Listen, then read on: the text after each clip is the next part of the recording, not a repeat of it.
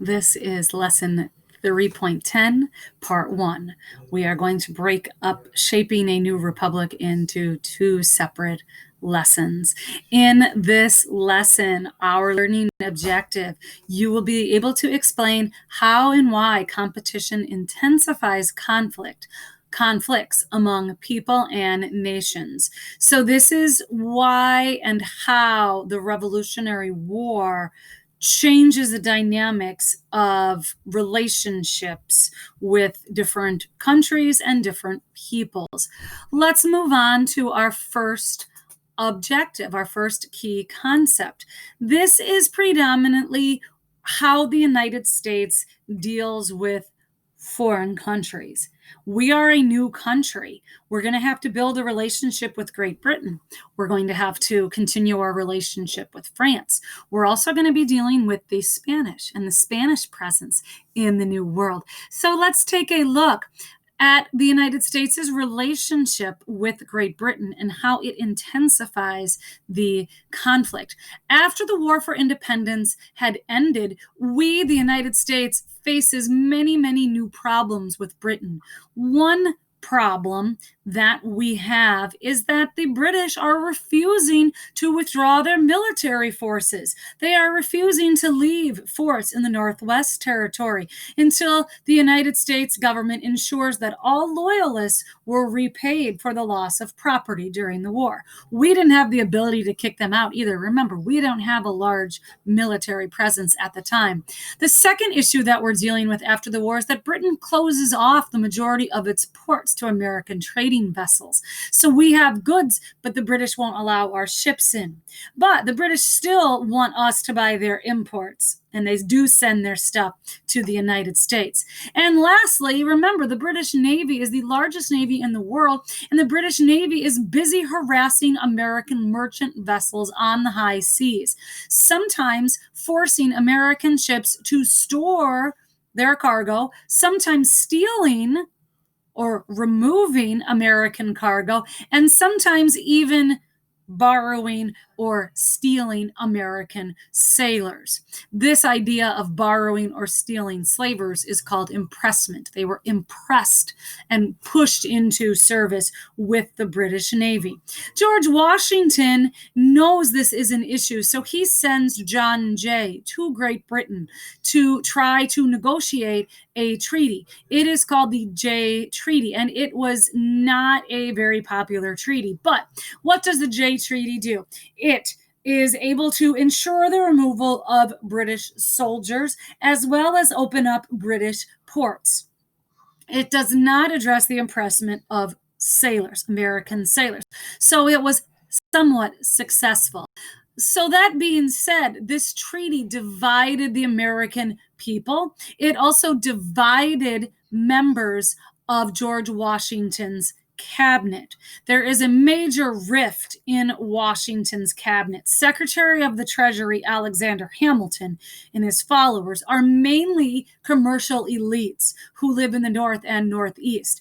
They support this treaty. They see the treaty as a big success because it allows for greater American commercial opportunities and it represents the commercial interests of the United States. However, the Secretary of State, Thomas Jefferson, and his followers feel that this is detrimental to the working class. Many of Thomas Jefferson's supporters were indeed small yeoman farmers and working class farmers from the South. They oppose the treaty because they say it sells out the United States because now we are too interested in becoming commercially elitist like the British were.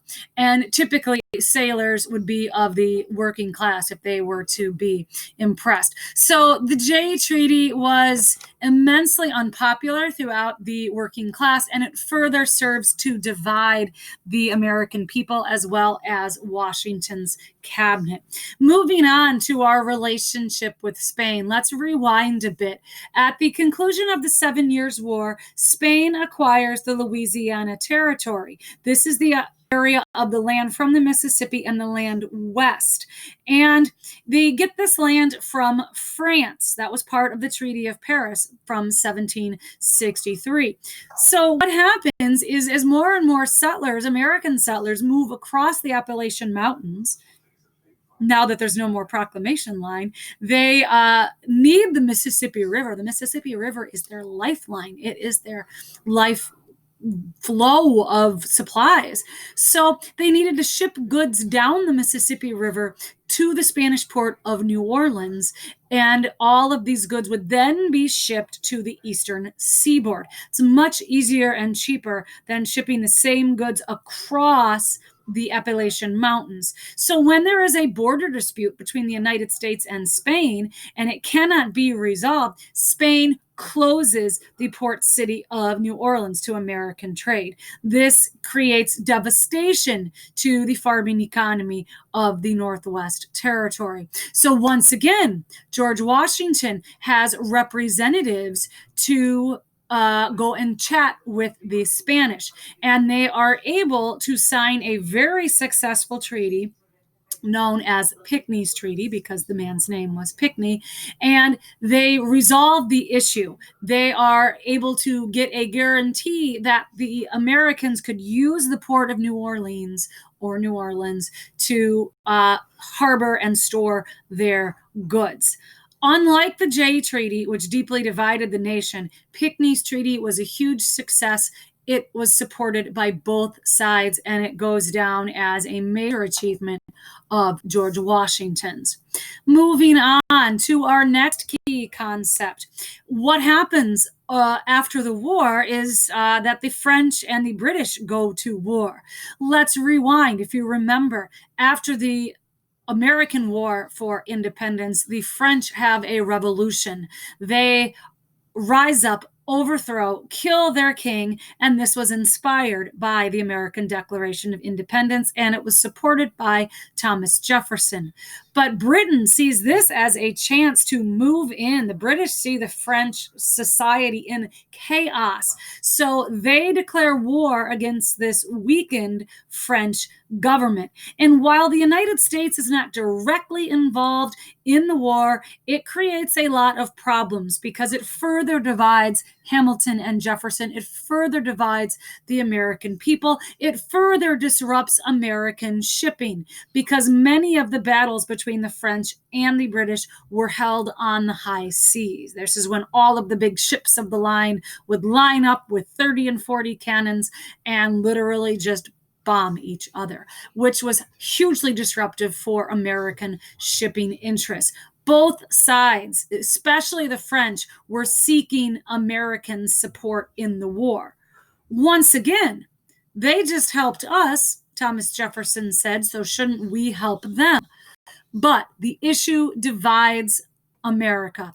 Alexander Hamilton is busy pressuring Washington to enter the war on the side of the British because a British victory would be a benefit for American commerce. Thomas Jefferson is pressuring Washington to join the war on the side of the French, citing France's wartime assistance. They helped us. Without them, we would not have won. And he felt that their revolution was a natural extension of the American Revolution.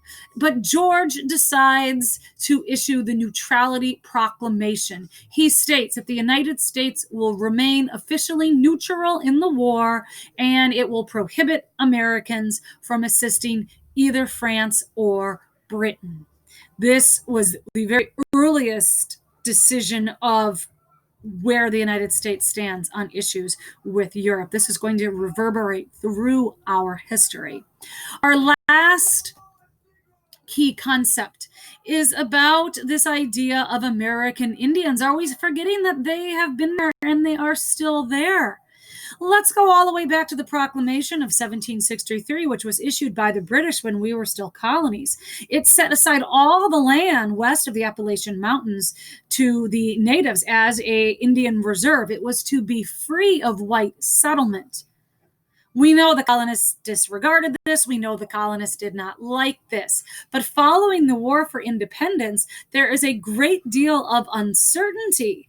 if peace and trade treaties between native nations and Britain were transferred to the United States.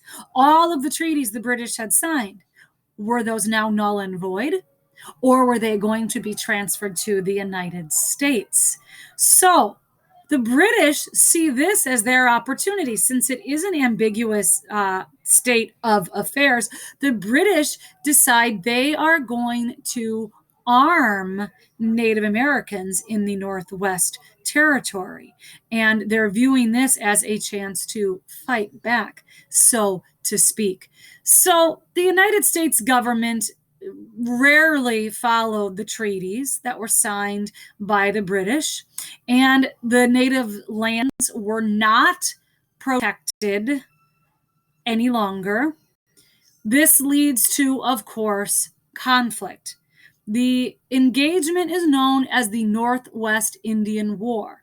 It is called the Northwest Indian War because it occurs in the Northwest Territory. So the battles that were fought are in Indiana, Illinois, predominantly.